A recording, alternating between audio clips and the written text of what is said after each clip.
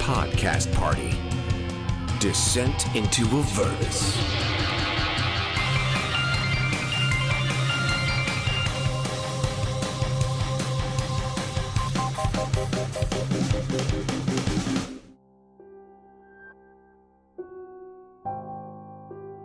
My name is Hylan. My friends and I just survived the Dungeon of the Dead 3, a nest of cultists beneath a bathhouse in Baldur's Gate. At the bottom of the dungeon, we met a man called Mortlock Van Thamper, the brother of Amric Van Thamper, a man who is holding a deadly secret over our heads. Turns out there is some kind of connection between the Van Thamper family and the cult of the Dead 3.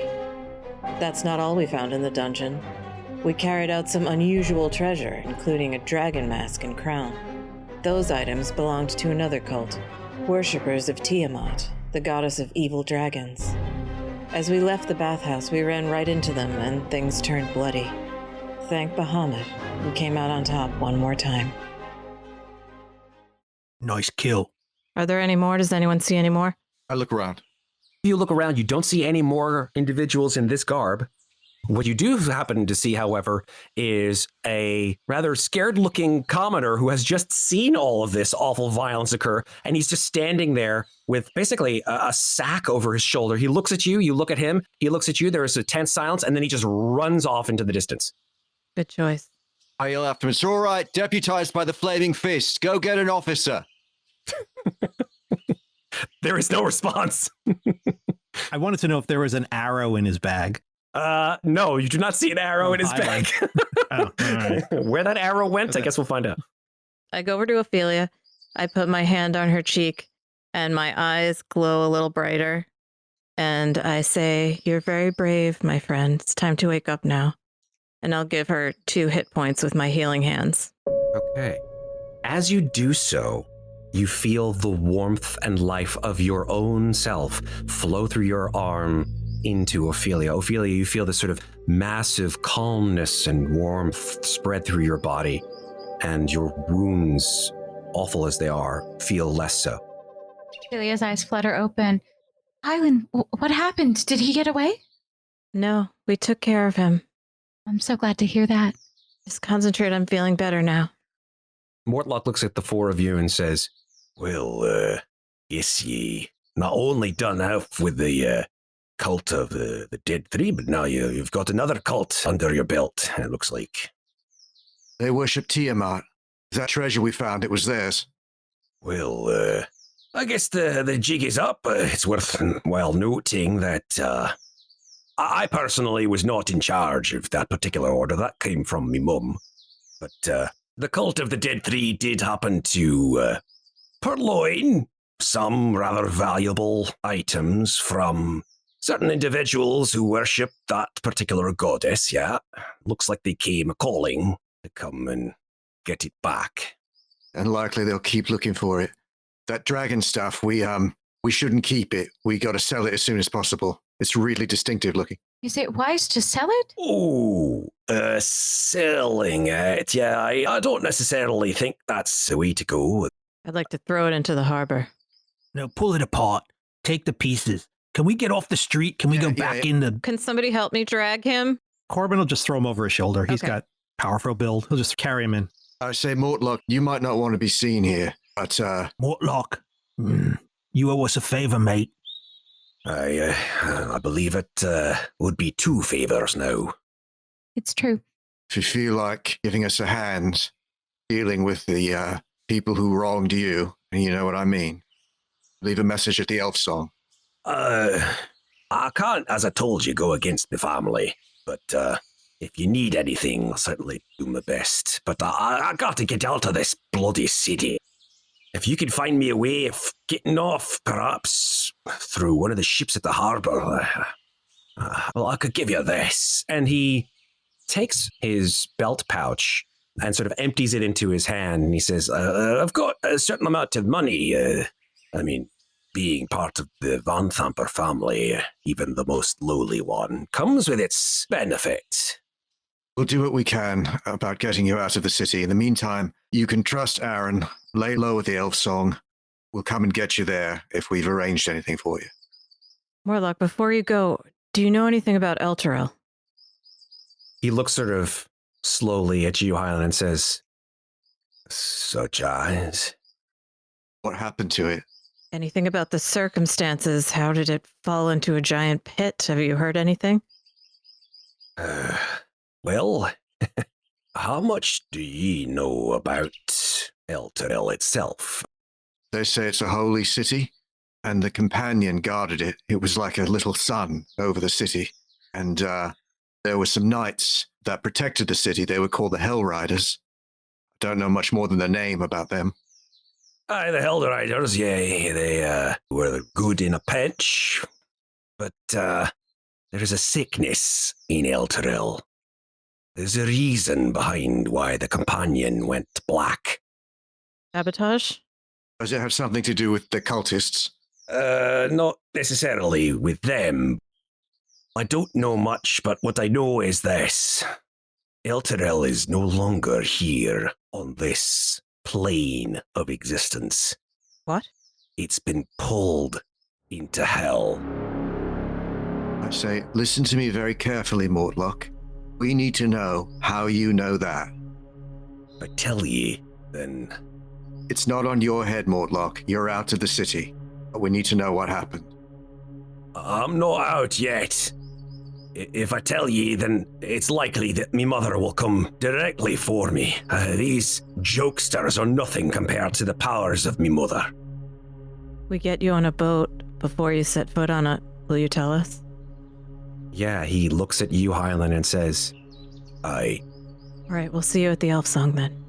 the Elf Song Tavern."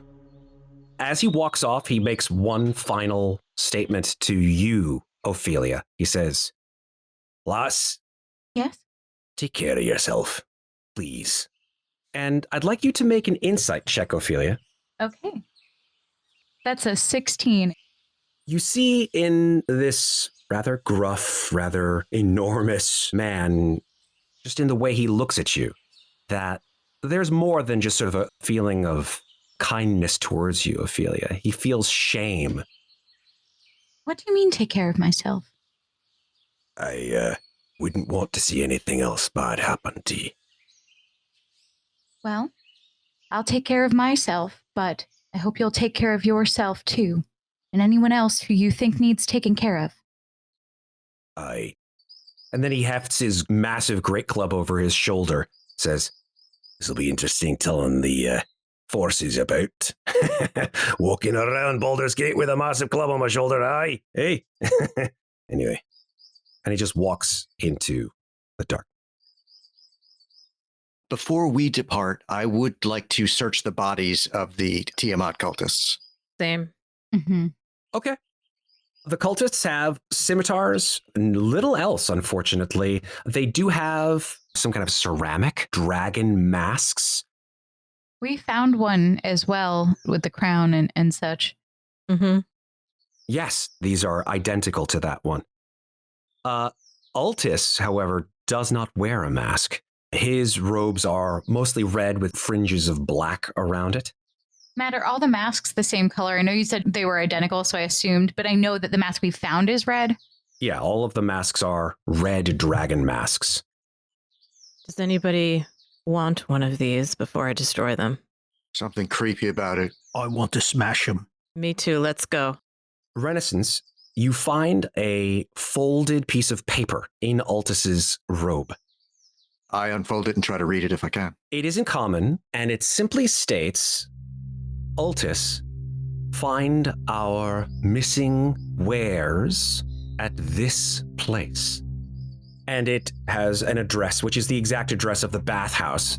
And then there's a sentence afterwards that says, "The master will be greatly pleased to have his mistress's possessions back where they belong." And there is no signature. I communicate that. I'll read that aloud to everyone. I say, Zodge might be interested in that. I look up and down the street.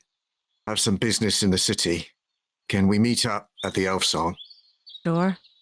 Do you think we should save these masks and perhaps the crown too for Zodge? Might he be interested to know more about the activity here? Zolge is a lackey, I think. I would show him a mess, but I would not show him this crown. He would probably try to confiscate it, and who knows where it would go. Yeah, that's right. Right into the Flaming Fist coffers, probably. But then isn't it their problem and not ours? We did want to get rid of it, right? I'm for destroying it rather than giving it to them. Corbin had an idea about maybe trying to separate it into its component parts. I don't know if we can do that. If we could, I would be okay with that. Otherwise, I'd rather just throw it in the harbor. It's a terrible item. We can try that tonight. Listen, we did very well in there. Look out for each other. Just got to keep doing that, and we'll get through this all right. I don't understand why Amric sent us here if he was the one running this operation. There's a lot I don't understand. Do you think he knew this was the favor Zaj was going to ask us to do? He just said to talk to Zaj. Perhaps he didn't know? Seemed like he did know. The letter does, in fact, say that he will have his hands quite full, I imagine, but with the right motivations should be able to attend to you. Amric set this up. So we're done. We finished what Zodge wanted. Yeah. Our debt to Amric Van Thamper is over. We're done. Well, Amric still knows what we did. Do you think he was trying to set us up? He needs to honor his deal. We did what we said we'd do, and it's done. Again, going back to the letter, it does say Zodge has a need, which I assume you'll be better equipped to handle than his men. So it does imply that Amric He knows what it did is. know what it is that Zodge wanted to get from you. Yeah. It could be a number of things. He's not a trustworthy person. It's true. He could have wanted to get rid of us. He could have made a deal with somebody else and told them something, and then they wanted us dead, so he sent us in. Perhaps he wanted his brother to look unfavorable. Certainly, we know that there's rivalry between the Van Thamper brothers as it is. True, maybe he thought we would kill him. We're done with the Flaming Fists, except that Zodge owes us money. But I don't think we're done with Amric or that he's done with us. More than the Van Thampers, more than this lot, I'm concerned about what Mortlock said. Me too. Those are the answers we really need to find out about. I agree. I do have some business that I need to take care of in the city. Can we meet up this evening at the Elf Song? Yes. Yes. All right, I just want to lay these bodies to rest, even though they're scum cultists, but Fair enough. let them rest. Be careful. Look out for yourselves. I'll see you tonight. Are we going to find Zodge tonight as well? Or is that part of the business you have in the city? I've got a list of things that I need to do. I'd like to go buy something, but Well, I have some things that I need to do, and the most important thing of which is to say the following words. Welcome to level 3. Ooh, level 3. all right. All right. We're badasses now.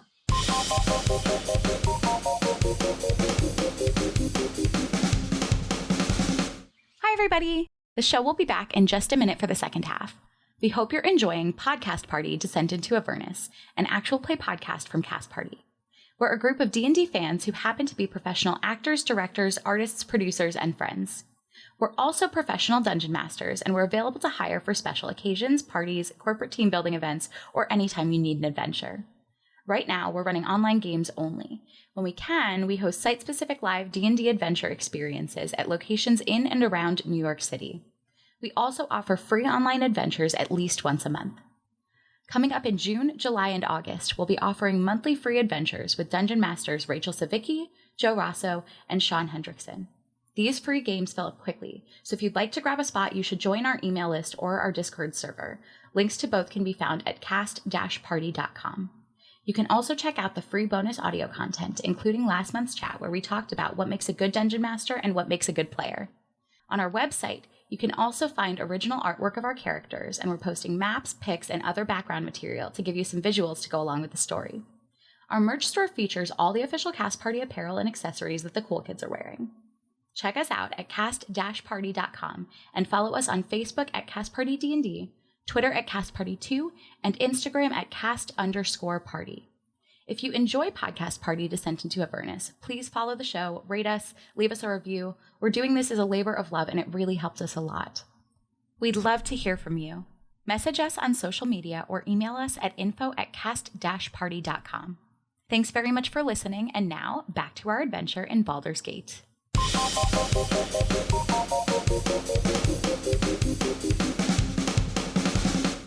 I don't know what you guys want to do with these cultists. It is the morning. No one has lined up for the bathhouse. The four of you are essentially alone on the street after this enormous amount of violence that you've just exhibited. Can we throw them in the bushes a la Assassin's Creed? No. Corbin would like to lay them out gently on the benches in the courtyard and close their eyes and say a little prayer on each of them. Here's the thing. We didn't commit a crime here. We were told by the cops basically to go here and do this. True. We don't really have to hide this. I'm more worried that reinforcements, cultists are going to show up here. I would rather not hang out because I'm in no condition to fight. Right. Agreed. It'll be quick. Just lay them out, say a quick prayer over the four of them, and then smash their masks and leave. All right. Shutting the door to the bathhouse behind you, I assume. Yeah. All right. Now, Renascence, you mentioned that you have things to do.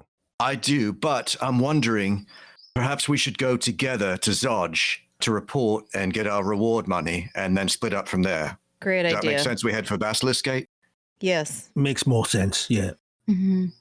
All right, so here's the bathhouse in the most northern section of the city, and the Basilisk Gate was about half an hour's walk.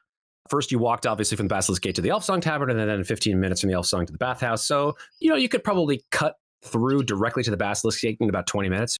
Yeah. Yeah, sounds good. I'm not Yeah. inclined to make any pit stops between here and the Basilisk Gate. I'd like to. Agreed. Me neither.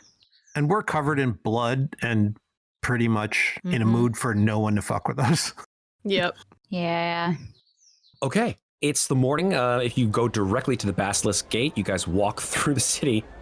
A couple of people look at you askance as you walk around with blood stains on your clothing and or your armor. It's just another day in Baldur's Gate. People walking around with blood on their clothes.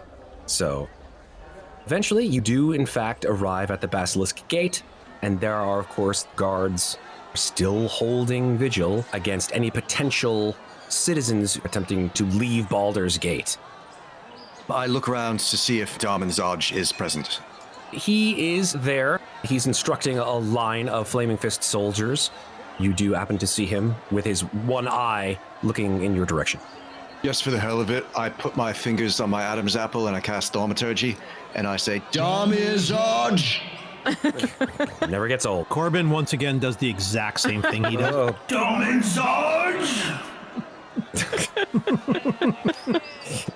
just sort of closes his eyes, breathes in, and is just like, here we go. Shall we step into your office? Yes, of course, please. I assume, since you are still breathing, that you have done one of two things, either given up the quest entirely, or have been successful. Nice sense if he is disappointed that we have survived. Make an insight check. Okay. Well, that's a 9. He's hard to read, to be honest. I say, we talk someplace private. My tent should do. Let's start heading over to his tent. I assume the others follow. Yep. Yeah. Okay. You all go back into his tent. It looks the same as it did the day before. Some of the items on his table moved around. As you saw before, there was this massive map of Baldur's Gate in the center of it, and all these strange figures placed at certain parts of the map. What are you tracking here, Zodge? Seems like quite a lot of activity. I don't know that it's any business of yours. I thought we were close friends. Can we tell what this is? Make a history check. 5. You have no idea, Corbin. I know what he's doing here. And he just kind of nods his head like he knows, but he has no idea. We had a word with your contact, Tarina, at the Elf Song. She put us on the scent of a certain bathhouse close to the upper city. I indicate on his map the location of the bathhouse. And the place was filled with cultists of the Dead Three. We put them to the sword. They had some prisoners, including a merchant, Cliffgate. We rescued him. I suppose he's returned to the upper city by now. But the plot thickens. Turns out that Mortlock Van Thamper was working with these cultists. In fact, the Van Thampers seem to be very much in bed with them. Were you aware of this? His eye narrows at you and says, No. Is he lying? Make an insight check. 15. He doesn't seem to be lying, at least not outwardly.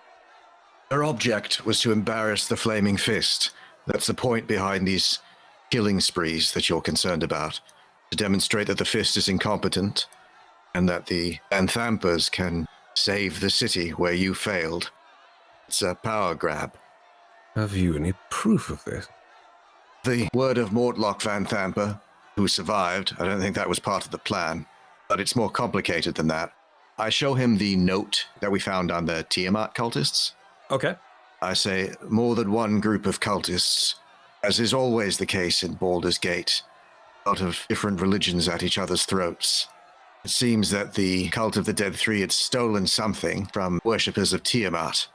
They also showed up at the bathhouse, looking to collect their own. We were forced to deal with them as well. We found that on their body. You send some of your men to the bathhouse, you'll find a dungeon below it. You should be able to corroborate this story. It's quite extensive. I'd be careful of any tapestries that they find. His gaze has not changed towards you. It's just sort of studying you. And he steps one step closer to you and he says, "What were they looking for?" You can see for yourself. Find our missing wares at this place. Did you stumble upon the... Not sure specifically what they were looking for, if that's what you mean. We certainly found some assorted, ill-gotten gains, which we helped ourselves to, but it was nothing terribly interesting. I don't want any part of a dragon cult's trinkets. We did recover this. I will show the one clay mask that we took. Okay. Yes, that does match the descriptions of cultists of this goddess Tiamat. I say, Corbin, you took one of those rather clever-looking Morningstar mace things off one of the cultists, didn't you? The one with this like a fist on the end of it? Yeah, I've got the one with the fist here. It's just a mace with a fist. See this? With spikes. Yes, it's a Bayonet mace. Yes, we've seen those. Oh. Recovered from several murder scenes, actually. Yeah, and then I've got this flail, and he pulls out the flail that has the skulls on it. A Mercolite flail, yes. So, if I were you, Sarge, I might send a detachment of your men to secure that bathhouse without delay. He sort of moves his head 1 inch to the left and says, "Lieutenant." The tent flap opens, and in steps a man wearing a coif of chainmail. And he says, "Yes? Yes, I'd like you to take 10 men and bring them to this bathhouse. It seems that their lair," and he sort of gives you a smile, "is in this particular bathhouse's basement. There is a dungeon underneath. These individuals have been so kind as to clear out the remnants, for which they will be greatly rewarded. But do a good job and clean up whatever remains." "Yes, of course, Captain." Mind the tapestries, they bite.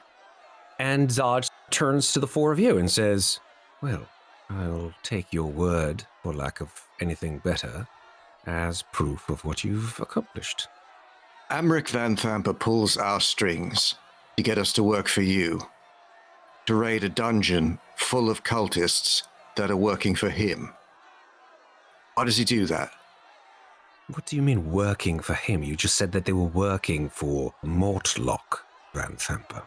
All of the Vanthampers are in league, conspiring against the Flaming Fist. Actually, as it turns out, except Mortlock, because they've cut him out. I would keep my mouth shut when it comes to Thalambra Vanthamper. She has quite a lot of power in this city.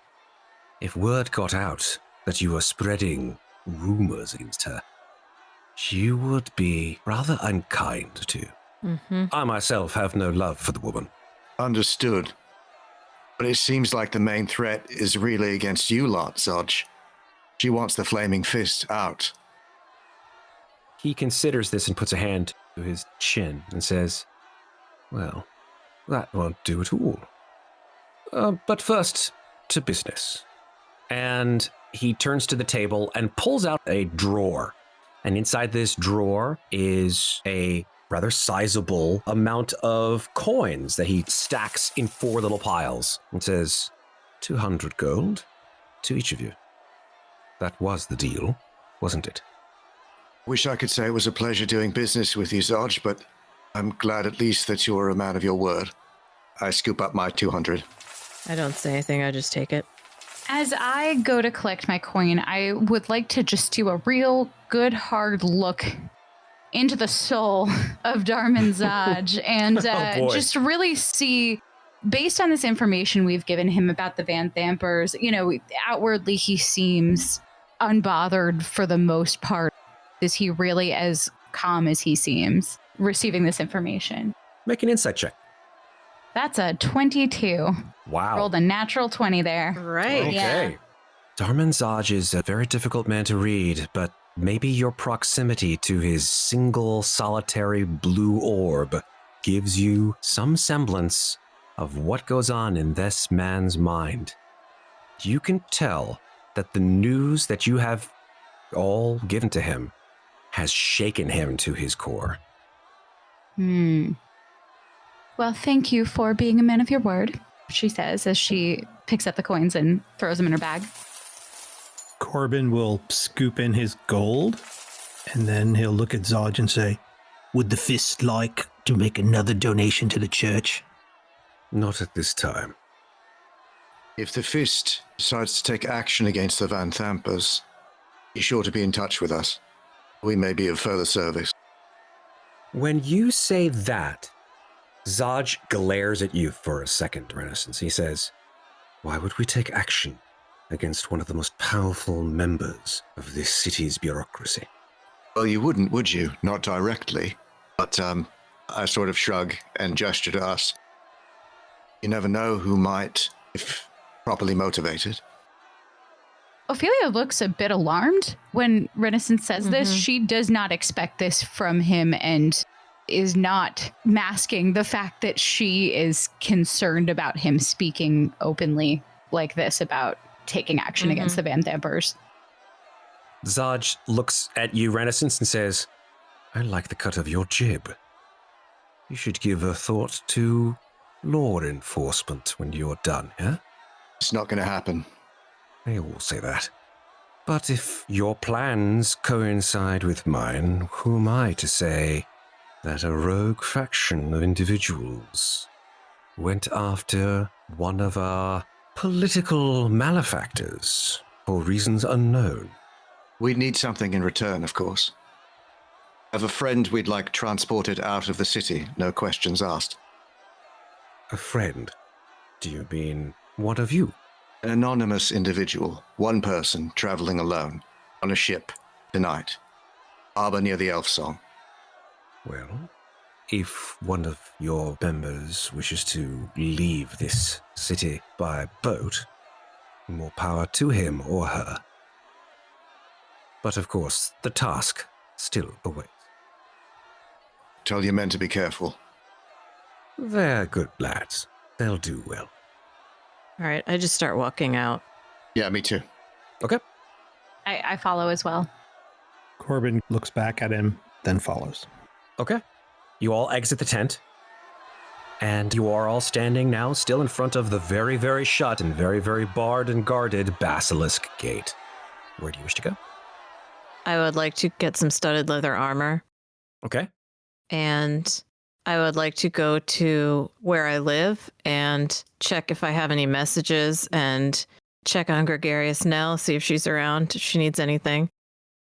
Sit by myself and try to figure out what's going on with these experiences I'm having. And then I would also like to have a quick chat with Alan Alith at some point. Maybe meeting up with Renascence later in the day at the same time, perhaps. Sure. I sort of mentioned to everybody that, like, after our individual shit is done, maybe we can all meet up at the Elf Song when I return, Mom. Okay. That all makes sense. I think maybe chronologically, you all essentially plan to meet up in the late afternoon because you guys are essentially going all over the city, which is totally fine. I mean, it just takes a while to get to certain places within Baldur's Gate. Ophelia, you want to go? Yeah, I also was hoping to go shopping for some studded leather armor. We promised the listeners a shopping episode, guys. I'm just letting you know. Yes. 2 hours later. I just like the idea of all of them running through the marketplace, trying things on, being like, how does this armor look on me? We gotta do an 80s montage, right? Where like, like, oh my God. And you put the hanger in front of you, you're like, yeah, you give the thumbs up, Exactly. There's gotta be a sequence where you're like spinning around with like a 3-sided mirror. You're the best around. Exactly. Yes. Nothing's ever gonna bring you down. And in terms of how much studded leather armor is, it's 45 gold pieces. Fantastic. That's like super cheap. Maybe I'll get something else too. I didn't even, Well, I guess I'll just grab some healing potions as well. Okay. Potions of healing. I will tell you how much those cost. Oh, yeah, I'll take one of those. They're 50 gold pieces. Okay, cool. I'm going to get 2 of them. Super. You will have 3 potions of healing. Corbin, let's turn to you. What do you wish to do in your time? Corbin doesn't actually reside at the big fancy church. He's in a little shitty abbey somewhere off in a alley somewhere, and he's going to head back there. But on the way back, he's going to want to check to see if that coin that he got with his deal is real. And then he would like to look at the 2 gold necklaces to see what he thinks they're worth. Okay. They're from Deadeye. That's right, Deadeye Cadaverous. The 2 golden necklaces are worth 25 gold apiece. Okay. And that fist-sized coin that you received after your return to life, it's real, that's for sure. It's got little crenellated ridges around it, like a gear. And it's got a very strange insignia in its center. What languages do you speak and or read? Abyssal, Celestial, Common, and Infernal. Oh, Infernal. Well, it is a letter in Infernal, and it is the letter C. Cassandra. Okay. So in Corbin's day, he's not going to give those gold necklaces and the other things to the church. Okay. And he's not going to do this in front of anybody else, but he's going to buy himself a breastplate. And then he has that chest that has the silver and copper in it. And he's going to give that and some other things to the church. Oh my God. You're going to spend those gold necklaces after making such a big fucking deal? Yeah. Renaissance. That's what he just said. That's what he just said. Don't metagame. If Renaissance ever finds out about that, he's going to be so apoplectic. Totally. Where'd you get that breastplate? My mother. Yeah. My mother gave it to me. But I have a reason. Everybody's armoring up, it seems, which is great. I would like to go to the Shrine of Suffering because I promised that I would go this morning to see if the family that I spoke to at Basilisk Gate yesterday is there and needs help. I think, Corbin, I already gave you the necklace that I found, right, to give to the church? Correct, you did. Okay, so I don't have that to give them anymore, but I will go and look for that family and see if there's anything I can do to help them. After spending an hour or 90 minutes there, I would like to go and spend the entirety of my 200 gold piece reward money on a set of splint mail. Okay. Then I would like to go and visit my brother at Cliffgate Hospital. Okay. And finally, I would like to go to the Elf Song and return Mom the Mace to All Nightly. Okay. I was going to call you out on that one if you didn't do it. I was Keep the mace? How dare you? I told him I'd give it back to him without a scratch. In terms of playing any of those out, do you have any preference for any one of them that you'd like to do a quick RP session on? The only thing I would maybe like to RP is visiting my brother at the hospital. Okay. But I don't want to pop that on you out of nowhere if you're not prepared to do that. I can wing it. That's what we do. DMs, we get the job done. Cool. So I'm headed to Cliffgate Hospital, which incidentally is the scene of the crime. But I'm not there to revisit any of that, but instead to visit my brother, Thomas, who has been a permanent resident for the past 10 years. Okay. Cliffgate Hospital is a imposing bit of architecture. You sort of walk into the courtyard and iron gates swing on rusty hinges as you enter. You see that there are individuals sort of wandering through the courtyard. A couple of them are wearing leather jerkins and are raking the yard impassively. And as you enter Cliffgate Hospital, they sort of look up at you for a second and then sort of mutter some unintelligible syllables under their breath. and then go back to raking the grounds. In front of you are the two massive oaken doors that would lead you into the main hospital. And as you pull them open, they squeak and grind on the stone. And it is a foul, sour milk stench that hits your nose as you re-enter the hospital after being there several days before. Yeah, I visit him at least once a week. This is probably the first time, however, that you visited him since the murder. Absolutely. It's the incident. Yeah. Let's call a spade a spade. It was murder, after all, that was visited upon Dr. Hulk Finster. Righteous murder, but murder nonetheless. I don't feel the least bit bad about that. So you go to your brother's room. You sort of nod to the attendant. She's known you for... How long has it been since you've been visiting your brother? 10 years. She's seen you grow from a young man into an adult. So she knows you by sight. I put down a bag of 15 gold pieces, and I say, should keep him in good standing for another 3 months at least. See that he's well treated and get something nice. The nurse sort of looks at this bag of gold that you put on her desk and says, I'm not sure I'm allowed to... See that it gets to the managers or I'll know. I'm going to see my brother. I just walk past her. Okay. You walk up the massive stairs to the admitting floor where your brother has... I wouldn't call it a room. Cliffgate Hospital is, of course, a medical facility, but there are also parts of it that are much more along the lines of an asylum. I knock. You hear a voice. It says, "Who is it?" Thomas, it's me, Garen. "Oh, Garen. Now come in.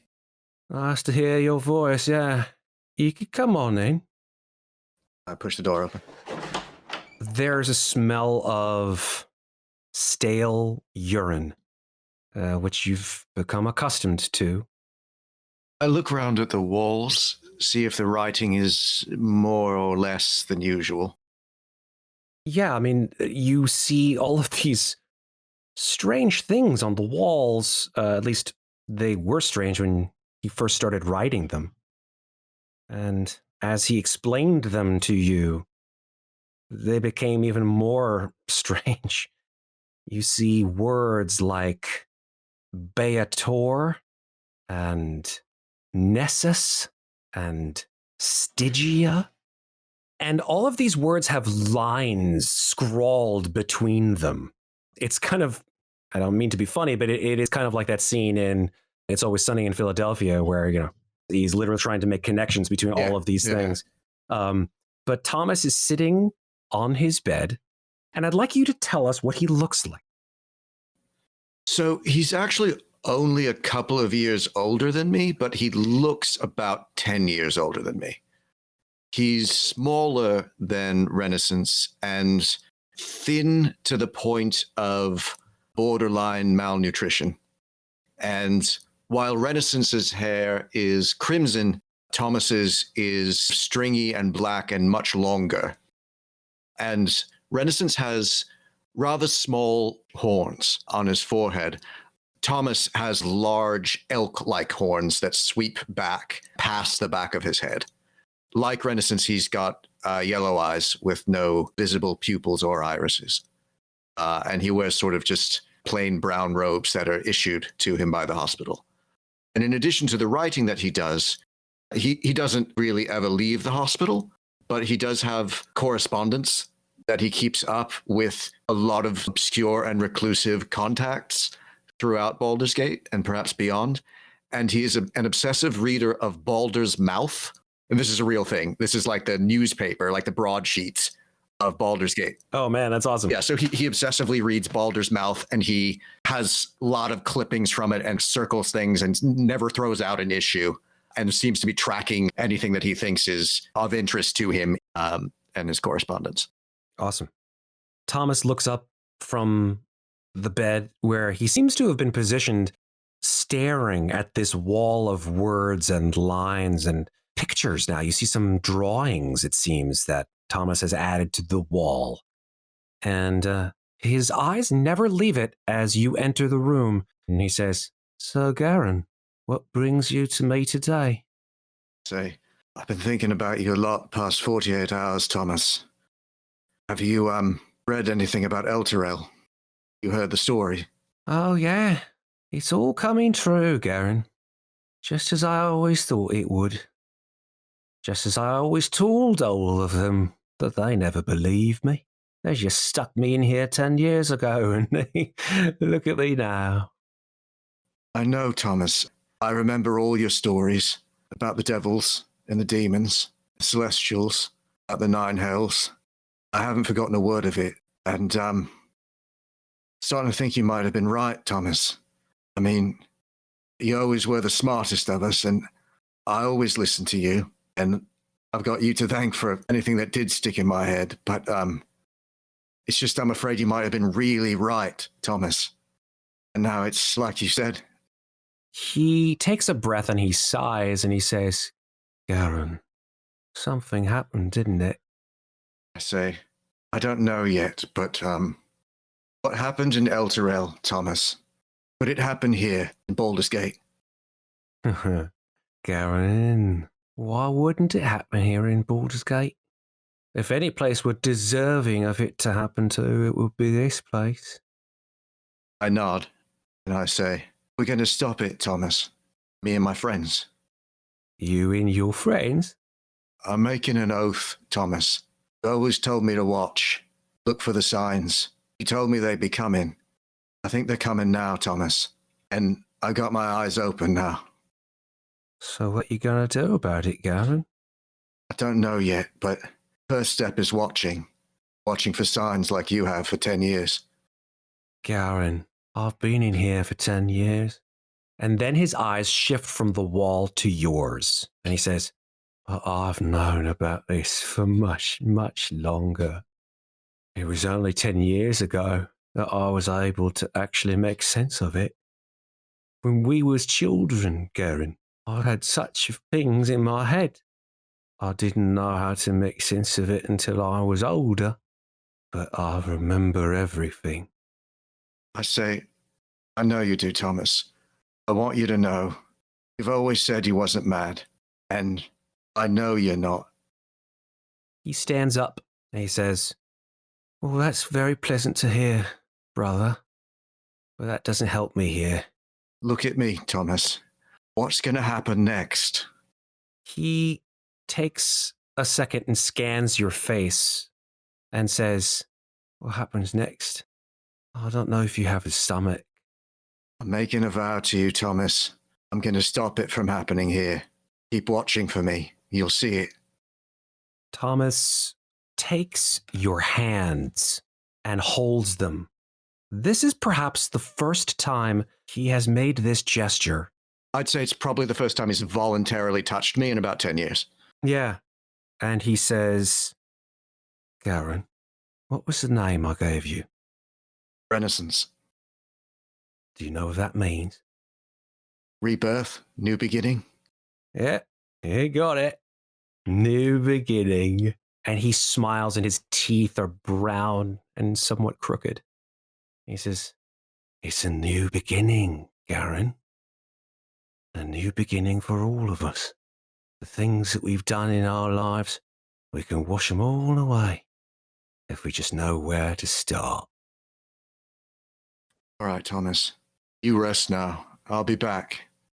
Give them bastards downstairs 15 gold pieces, so don't let them short you.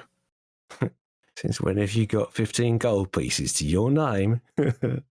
Well, like you said, new beginnings. He nods and sits back down on his bed, and his eyes trace back to the wall.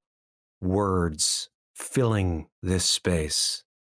I will quietly leave him there, knowing that he's not likely to talk to me again, and I will gently shut the door and make my way out. Thomas soundlessly stares at this wall of words and lines. And in the center, all of these lines are drawn to a single 6-letter word. Z-A-R-I-E-L.